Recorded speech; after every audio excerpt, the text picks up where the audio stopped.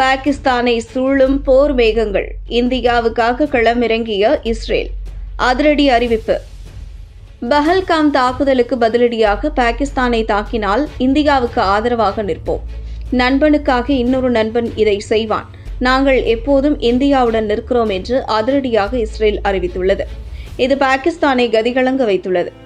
காஷ்மீரின் பஹல்காமில் கடந்த 22ஆம் தேதி பயங்கரவாதிகள் துப்பாக்கிச்சூடு நடத்தினர். இதில் 26 பேர் பலியாகினர். மேலும் 12 பேர் காயமடைந்தனர். இந்த தாக்குதலுக்கு தி ரெசிடென்ட் ஃப்ரண்ட் என்கிற பாகிஸ்தான் ஆதரவு பயங்கரவாதிகள் பொறுப்பேற்றுள்ளனர். இந்த தாக்குதல் இந்தியா மட்டுமின்றி மொத்த நாடுகளையும் அதிர்ச்சியடைய வைத்துள்ளது. இந்த தாக்குதலுக்கு எதிராகவும் இந்தியாவுக்கு ஆதரவாகவும் அமெரிக்கா, ரஷ்யா, இஸ்ரேல் உட்பட பல உலக நாடுகள் கருத்து தெரிவித்துள்ளன. விரைவில் பாகிஸ்தானுக்கு பதிலடி தாக்குதல் கொடுக்க மத்திய அரசு தயாராகி வருகிறது. எல்லையில் ராணுவ வீரர்களை தயாராக வைத்துள்ளது. கடற்படை, விமானப்படையும் பயிற்சியை தொடங்கியுள்ளது. பாகிஸ்தான் கராச்சியில் ஏவுகணை பயிற்சியை தொடங்கியுள்ளது. இதற்கிடையேதான் இன்று ஜம்மு காஷ்மீரில் எல்லை கட்டுப்பாட்டு கோடு அருகே பாகிஸ்தான் ராணுவம் துப்பாக்கிச்சூடு நடத்தியது. இதற்கு நம் வீரர்களும் பதிலடி கொடுத்தனர். அதிர்ஷ்டவசமாக உயிர் சேதம் ஏதும் ஏற்படவில்லை. இரு நாடுகளிடையே தற்போது போர் மேகங்கள் சூழ்ந்துள்ளன. இப்படியான சூழலில்தான் பாகிஸ்தான் மீது இந்தியா ராணுவ நடவடிக்கை எடுத்தால் இந்தியாவுடன் நாங்கள் துணை நிற்போம் என்று இஸ்ரேல் அதிரடியாக அறிவித்துள்ளது. இது தொடர்பாக இஸ்ரேல் வெளியுறவு அமைச்சகத்தின் செய்தி தொடர்பாளர் ஓரன் மார் மோர்ஸ்டீன் கூறியதாவது: பாகிஸ்தானுக்கு எதிராக இந்தியா ராணுவ நடவடிக்கை மேற்கொண்டால் நாங்கள் இந்தியாவுடன் நிற்போம். நண்பனுக்காக இன்னொரு நண்பன் இதைதான் செய்வான். நாங்கள் எப்போதும் இந்தியாவுடன் நிற்கிறோம். இதுதான் இஸ்ரேலின் கொள்கை ரீதியான நிலைப்பாடு. பஹல்காம் தாக்குதலுக்கும் 2023 அக்டோபர் 7ஆம் தேதி இஸ்ரேல் மீது ஹமாஸ் பயங்கரவாதிகள் நடத்திய தாக்குதலுக்கும் ஒற்றுமை உள்ளது. இரண்டும் ஒன்றாக உள்ளது. ஆனால் சூழல் மட்டுமே வேறுபட்டு இருக்கிறது. அதே வேளையில் படுகொலை நடந்த விதம் ஒன்றுதான்.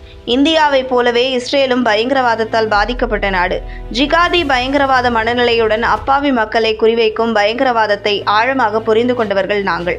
எனவே இந்தியர்களை பயங்கரவாதிகள் குறிவைக்கும் போது இந்தியாவின் மனநிலை எப்படிப்பட்டதாக இருக்கும் என்பதை எங்களால் அறிந்து கொள்ள முடிகிறது.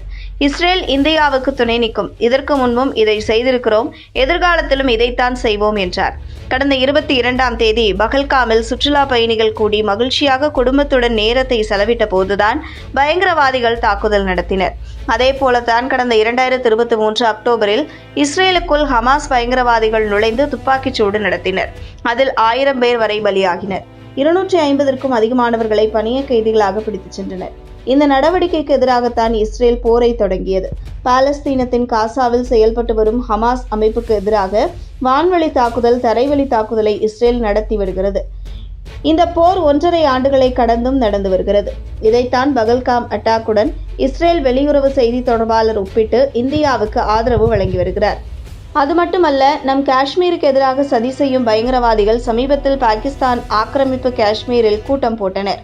அந்த கூட்டத்தில் இஸ்ரேலுக்கு எதிராக செயல்படும் ஹமாஸ் அமைப்பின் பயங்கரவாதியும் பங்கேற்று நம் நாட்டிற்கு எதிராக பேசியிருந்தார். மேலும் இஸ்ரேல் இந்தியா உறவை எடுத்துக்கொண்டால் நல்ல நிலையில் உள்ளது. இஸ்ரேலிடமிருந்து ஆயுதங்களை இந்தியா வாங்கி வருகிறது. இராணுவ ரீதியாக இஸ்ரேல் இந்தியா இடையே நல்ல உறவு உள்ளது. அதே வேளையில் இஸ்ரேல் பாகிஸ்தானை எடுத்துக்கொண்டால் இரு நாடுகளிடையே நல்ல உறவு என்பது இல்லை. பாலஸ்தீன விவகாரத்தில் இரு நாடுகளும் வெவ்வேறு நிலைப்பாட்டில் உள்ளன. இதனால்தான் பாகிஸ்தானை தாக்கினால் இந்தியாவுக்கு ஆதரவாக நிற்போம் என்று இஸ்ரேல் வெளியுறவுத்துறை அமைச்சகம் அறிவித்துள்ளது.